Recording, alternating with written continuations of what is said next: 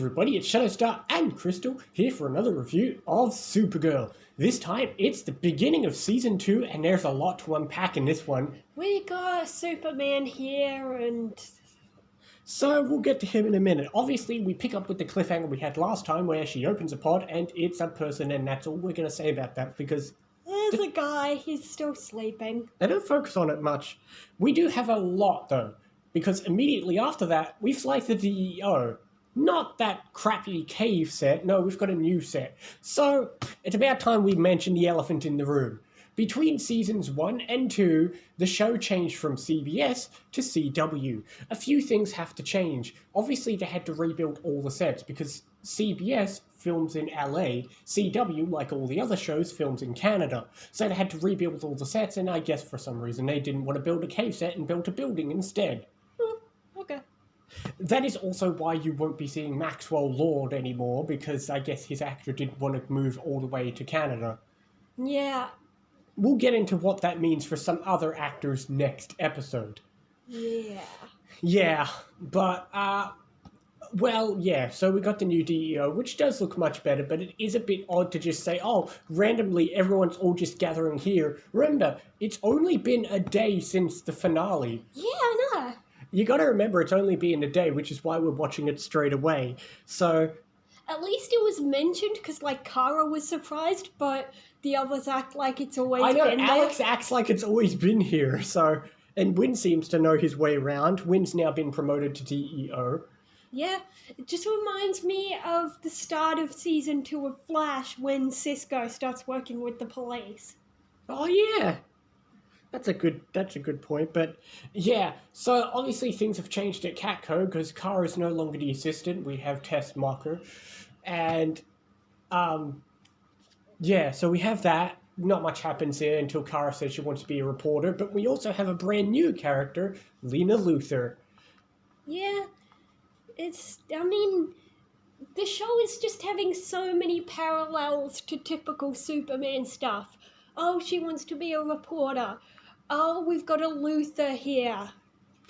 Yeah, but I do like... the great thing about having Superman is here, I like all the little references, because it feels like there's a whole show that's happened off screen that you'll never get to see.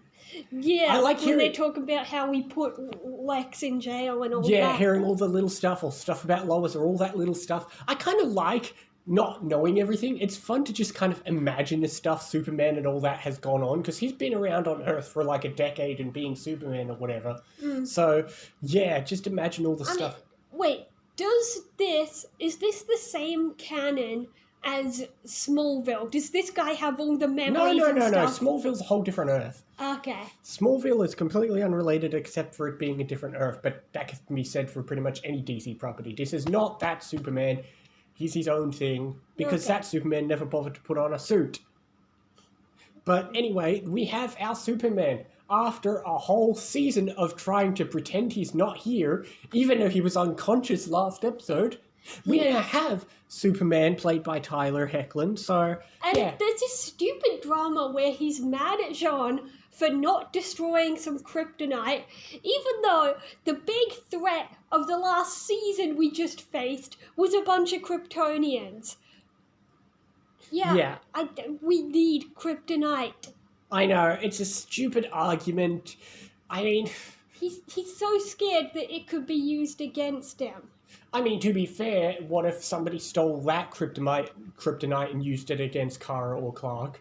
Yeah. Yeah, but, oh well, we do have to put a break on the stupid will they, won't they with James after only a few episodes of it. She spent a whole season chasing him, and now she doesn't even get to be with him. So, I can explain why that is. The reason they put an immediate break on it is because they weren't sure whether James's actor was going to stick around to be a major character. So they couldn't promise us anything. To be fair, it was a stupid idea to begin with, so as dumb as it is that they're done, I'm glad it's over, whatever, let's just move on and forget about it. But you're right, it was just stupid will they, won't they.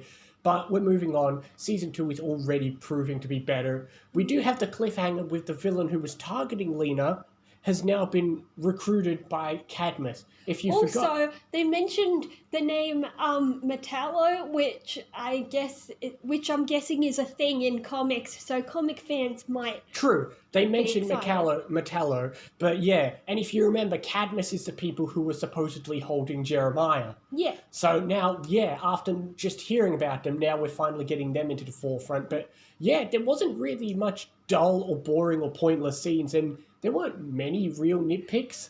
It's like you could argue the James stuff is a nitpick, but I'm glad they're not together. So really, a lot of the nitpicks are kind of like cleaning up season 1's mess. Yeah. So is that really a nitpick? I don't know. Yeah. It does its thing. It's all right. It's exactly what a season 2 should be. It sets up everything we're going to have. We got our new characters of Lena. We finally get to see Superman. I got to give credit once again to Cat Grant's great speech to Kara. Oh, yeah, of course. But I'll only go as high as 7.5. I'm going to give it an 8.5. This was a really good beginning to season 2, one of the better seasons. Yeah, I enjoyed this. There was never a dull moment. Superman, this is a great version. You know, a lot of people were half and half on this version of Superman, and most people have now improved either now having seen him or later on when he gets his own show. But this Superman's great. Cat Grant had a great speech. We get introduced to Lena. I like all the little background references. So, all in all, I'm giving it an 8.5. Yeah, I'll just stick with 7.5. It's all right. What is the next episode called? The Last Children of Krypton. Well, do you have any idea what happens next I episode? don't know. It sort of makes sense because Superman said he's sticking around a little longer, so we've got our two. That's true. Last Superman children. said he's sticking around, and we don't know. And yeah, and we had our cliffhanger with Metallo. Oh, plus there's the new sleeping guy who, everyone guy in is the saying, pod. yeah, and everyone is saying he's probably Kryptonian because Well, I he's mean, he was in a strong. pod, and he can't be, and nothing's working on him. So yeah. Yeah. But we'll worry about that next time. We'll see you next time for more Supergirl and other things as well. See you next time, guys.